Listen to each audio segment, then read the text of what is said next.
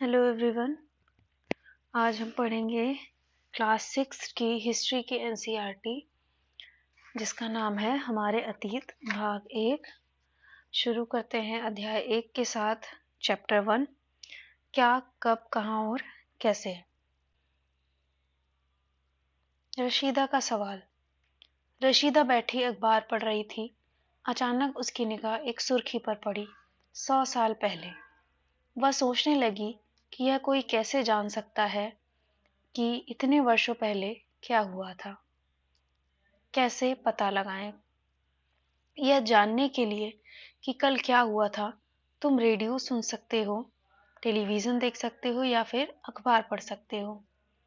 साथ ही यह जानने के लिए कि पिछले साल क्या हुआ था, तुम ऐसे किसी व्यक्ति से बात कर सकते हो जिसे उस समय की स्मृति हो।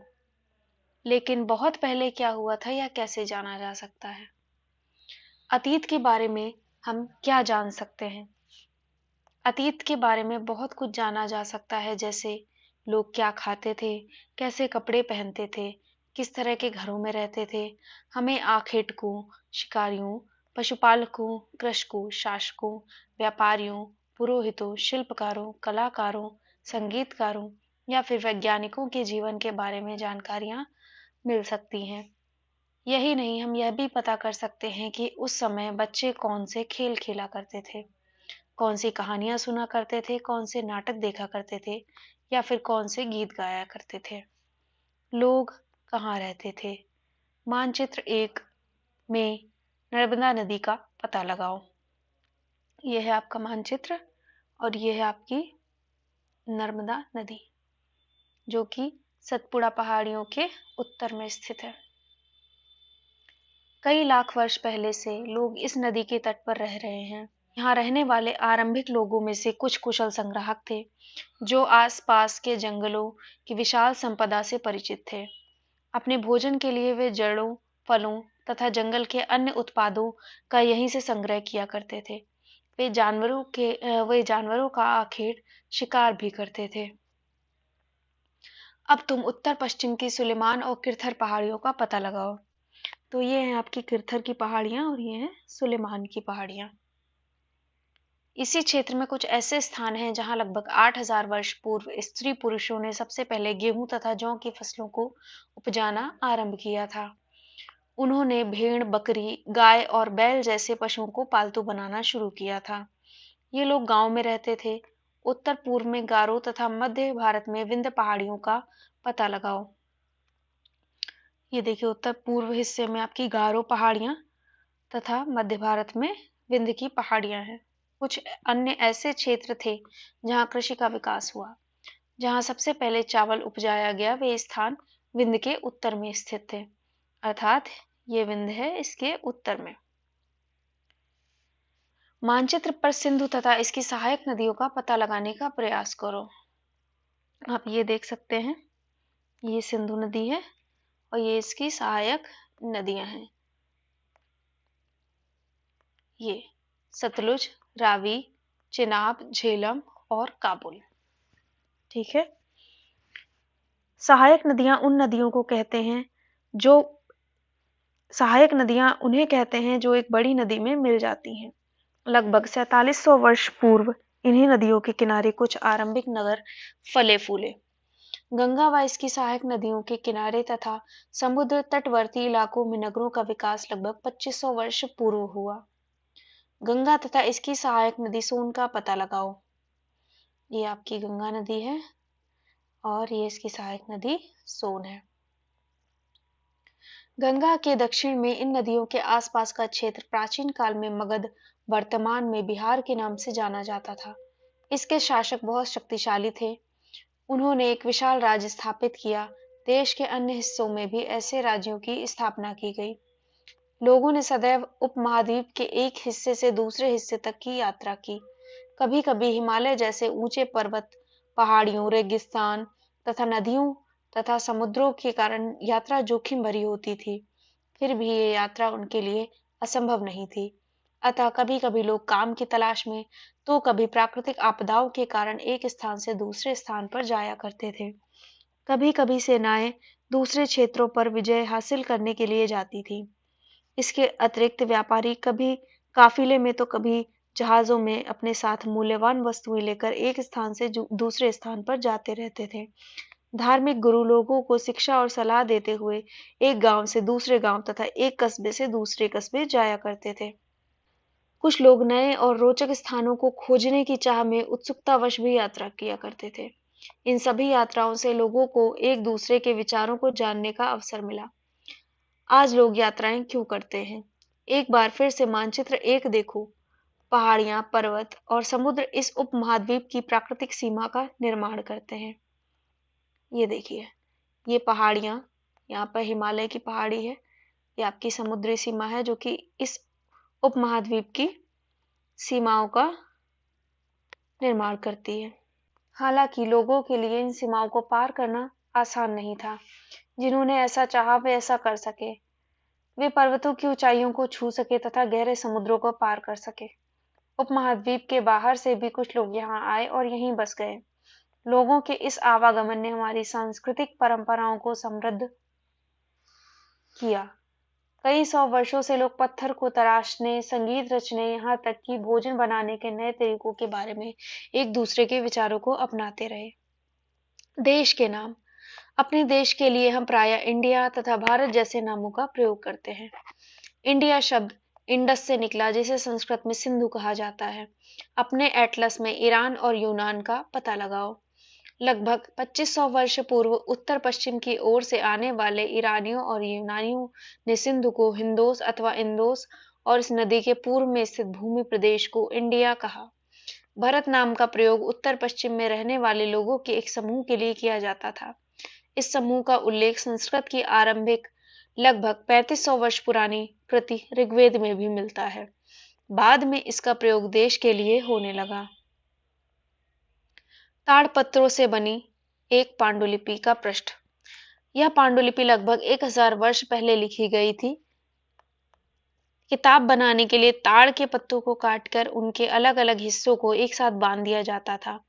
भुर्ज पेड़ की छाल से बनी है एक ऐसी ही पांडुलिपि को तुम यहाँ देख सकते हो। अतीत के बारे में कैसे जाने? अतीत की जानकारी हमें कई तरह से प्राप्त होती है। इनमें से एक तरीका अतीत में लिखी गई पुस्तकों को ढूंढना और पढ़ना है। ये पुस्तकें हाथ से लिखी होने के कारण पांडुलिपि कही जाती हैं। अंग्रेजी में पांडुलिपि के लिए प्रयुक्त होने वाला मैन्युस्क्रिप्ट शब्द लैटिन शब्द के मेनू, जिसका अर्थ हाथ से है, से निकाला है। ये पांडुलिपियां प्रायः ताड़पत्रों अथवा हिमालय क्षेत्र में उगने वाले भुर्ज नामक पेड़ की छाल से विशेष तरीके से तैयार भोजपत्र पर लिखी मिलती हैं। इतने वर्षों में इनमें से कई पांडुलिपियों को कीड़ों ने खा लिया तथा कुछ नष्ट कर दी गई। फिर भी ऐसी कई पांडुलिपियां आज भी उपलब्ध हैं। प्रायः ये पांडुलिपियां मंदिरों और विहारों में प्राप्त होती हैं।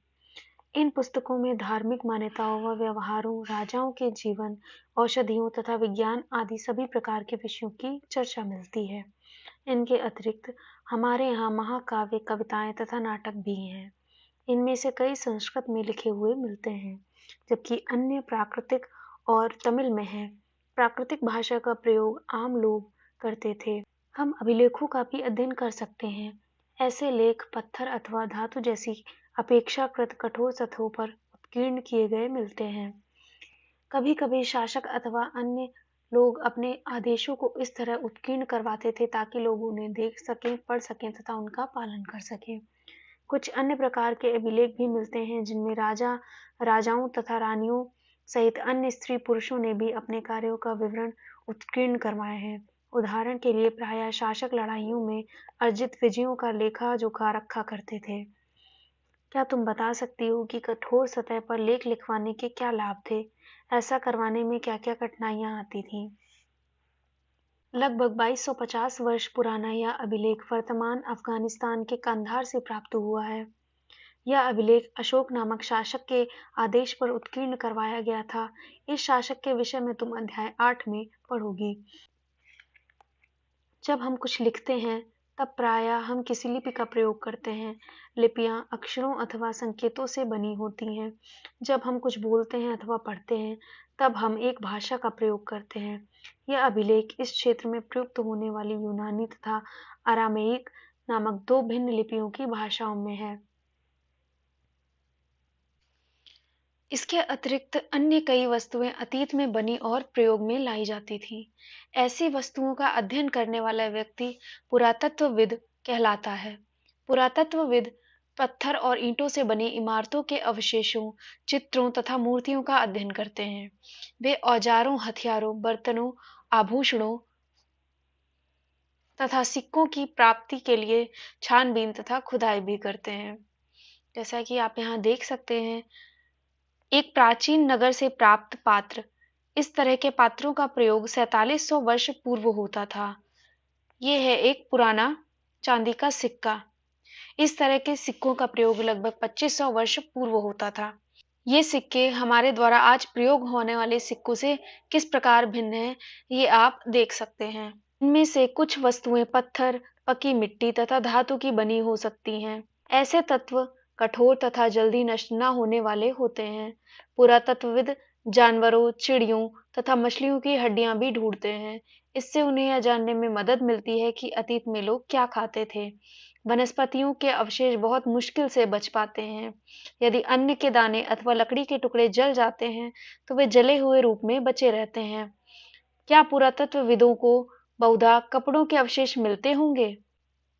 पांडुलिपियों, अभिलेखों तथा पुरातत्व से ज्ञात जानकारियों के लिए इतिहासकार प्रायः स्रोत शब्द का प्रयोग करते हैं। इतिहासकार उन्हें कहते हैं जो अतीत का अध्ययन करते हैं। स्रोत के प्राप्त होते ही अतीत के बारे में पढ़ना बहुत रोचक हो जाता है, क्योंकि इन स्रोतों की सहायता से हम धीरे धीरे अतीत का पुनर्निर्माण करते जाते हैं। अतः इतिहासकार तथा पुरातत्वविद उन जासूसों की तरह होते हैं जो इन सभी स्रोतों का प्रयोग सुराग के रूप में कर अतीत को जानने का प्रयास करते हैं। अतीत एक या अनेक, क्या तुमने इस पुस्तक के शीर्षक हमारे अतीत पर ध्यान दिया है? यहाँ अतीत शब्द का प्रयोग बहुवचन के रूप में किया जाता है। ऐसा इस तथ्य की ओर ध्यान दिलाने के लिए किया जाता है कि अलग अलग समूह के लोग के लिए इस अतीत के अलग अलग मायने थे। उदाहरण के लिए पशुपालकों अथवा कृषकों का जीवन राजाओं तथा रानियों के जीवन से तथा व्यापारियों का जीवन शिल्पकारों के जीवन से बहुत भिन्न था। जैसा कि हम आज भी देखते हैं, उस समय भी देश के अलग अलग हिस्सों में लोग अलग अलग व्यवहारों और रीति रिवाजों का पालन करते थे। उदाहरण के लिए आज अंडमान द्वीप के लोग अधिकांशतः अपना भोजन मछलियां पकड़कर, शिकार करके तथा फल फूल के संग्रह द्वारा प्राप्त करते हैं। इसके विपरीत शहरों में रहने वाले लोग खाद्य आपूर्ति के लिए अन्य व्यक्तियों पर निर्भर करते हैं। इस तरह के भेद अतीत में भी विद्यमान थे। इसके अतिरिक्त एक अन्य तरह का भेद है। उस समय शासक अपनी विजयों का लेखा जोखा रखते थे। यही कारण है कि हम उन शासकों तथा उनके द्वारा लड़ी गई लड़ाइयों के बारे में भी काफी कुछ जानते हैं, जबकि शिकारी, मछुआरे, संग्राहक, कृषक अथवा पशुपालक जैसे आम आदमी प्रायः अपने कार्यों का लेखा जोखा नहीं रखते थे। पुरातत्व की सहायता से हमें उनके जीवन को जानने में मदद मिलती है, हालांकि अभी भी इनके बारे में बहुत कुछ जानना शेष है। तिथियों का मतलब। अगर तुमसे कोई तिथि के विषय में पूछे तो तुम शायद उस दिन की तारीख, माह, वर्ष जैसे कि 2000 या इस तरह का कोई और वर्ष बताओगी। वर्ष की गणना ईसाई धर्म प्रवर्तक ईसा मसीह के जन्म की तिथि से की जाती है। अतः 2000 वर्ष कहने का तात्पर्य ईसा मसीह के जन्म के 2000 वर्ष बाद से है। ईसा मसीह के जन्म के पूर्व की सभी तिथियां ईपू, ईसा से पहले अर्थात ईसा पूर्व के रूप में जानी जाती हैं। इस पुस्तक में हम 2000 को अपना आरंभिक बिंदु मानते हुए वर्तमान से पूर्व की तिथियों का उल्लेख करेंगे। इतिहास और तिथियां। अंग्रेजी में BC, हिंदी में ईसा पूर्व का तात्पर्य बिफोर क्राइस्ट, ईसा पूर्व होता है। कभी कभी तुम तिथियों से पहले AD, हिंदी में ईसवी, लिखा पाती हो। यह एनो डोमिनी नामक दो लैटिन शब्दों से बना है, जिसका तात्पर्य ईसा मसीह के जन्म के वर्ष से है। कभी कभी AD की जगह CE तथा BC की जगह BCE का प्रयोग होता है। CE अक्षरों का प्रयोग कॉमन एरा तथा BCE का बिफोर कॉमन एरा के लिए होता है। हम इस शब्दों का प्रयोग इसलिए करते हैं क्योंकि विश्व के अधिकांश देशों में अब इस कैलेंडर का प्रयोग सामान्य हो गया है। भारत में तिथियों के इस रूप का प्रयोग लगभग 200 वर्ष पूर्व आरंभ हुआ था। कभी-कभी अंग्रेजी के बीपी अक्षरों का प्रयोग होता है जिसका तात्पर्य बिफोर प्रेजेंट वर्तमान से पहले है। पृष्ठ 3 पर 2 तिथियां हैं, उनका पता लगाओ। इनके लिए तुम किस अक्षर समूह का प्रयोग करोगी? अन्यत्र। जैसा कि हमने पहले पढ़ा, अभिलेख कठोर सतहों पर उत्कीर्ण करवाए जाते हैं। इनमें से कई अभिलेख कई सौ वर्ष पूर्व लिखे गए थे। सभी अभिलेखों में लिपियों और भाषाओं का प्रयोग हुआ है। समय के साथ साथ अभिलेखों में प्रयुक्त भाषाओं तथा लिपियों में बहुत बदलाव आ चुका है। विद्वान यह कैसे जान पाते हैं कि क्या लिखा था? इसका पता अज्ञात लिपि का अर्थ निकालने के लिए एक प्रक्रिया द्वारा किया जाता है। इस प्रकार से अज्ञात लिपि को जानने की एक प्रसिद्ध कहानी उत्तर अफ्रीकी देश मिस्र से मिलती है। लगभग 5000 वर्ष पूर्व यहाँ राजा रानी रहते थे। मिस्र के उत्तरी तट पर रोसेट्टा नामक एक कस्बा है। यहाँ से एक ऐसा उत्कीर्णित पत्थर मिला है जिस पर एक ही लेख 3 भिन्न-भिन्न भाषाओं तथा लिपियों यूनानी मिस्र लिपि के 2 प्रकारों में है। कुछ विद्वान यूनानी भाषा पढ़ सकते हैं। उन्होंने बताया कि यहाँ राजाओं तथा रानियों के नाम एक छोटे से फ्रेम में दिखाए गए हैं। इसे कारतूश कहा जाता है। इसके बाद विद्वानों ने यूनानी तथा मिस्री संकेतों को अगल-बगल रखते हुए मिस्री अक्षरों के समानार्थक ध्वनियों की पहचान की। जैसा कि तुम देख सकते हो, यहाँ एल अक्षर के लिए शेर तथा ए अक्षर के लिए चिड़िया के चित्र बने हुए। एक बार उन्होंने यह जान लिया कि विभिन्न अक्षर किनके लिए प्रयुक्त हुए हैं, तो वे आसानी से अन्य अभिलेखों को पढ़ सके। कल्पना करो, यहाँ पे आपको एक प्रैक्टिकल वर्क दिया गया है। तुम्हें एक पुरातत्वविद का साक्षात्कार करना है। तुम उन 5 प्रश्नों की एक सूची तैयार करो जिन्हें तुम पुरातत्वविद से पूछना चाहोगी। यहाँ पर हमें उपयोगी शब्द दिए गए हैं जैसे यात्रा, पांडुलिपि, अभिलेख, पुरातत्व, इतिहासकार, स्रोत, अज्ञात लिपि का अर्थ निकालना। यहाँ पे हमें कुछ महत्वपूर्ण तिथियां दी हुई हैं जैसे कृषि का आरंभ 8000 वर्ष पूर्व, सिंधु सभ्यता के प्रथम नगर 4700 वर्ष पूर्व, गंगा घाटी के नगर मगध का बड़ा राज्य 2500 वर्ष पूर्व, वर्तमान लगभग 2000 वर्ष पूर्व। इसके आगे हमें इसके क्वेश्चन आंसर दिए हुए हैं। आप यदि चाहें तो मुझे कमेंट कर सकते हैं, मैं इसके बारे में भी आगे वीडियो बनाऊंगी।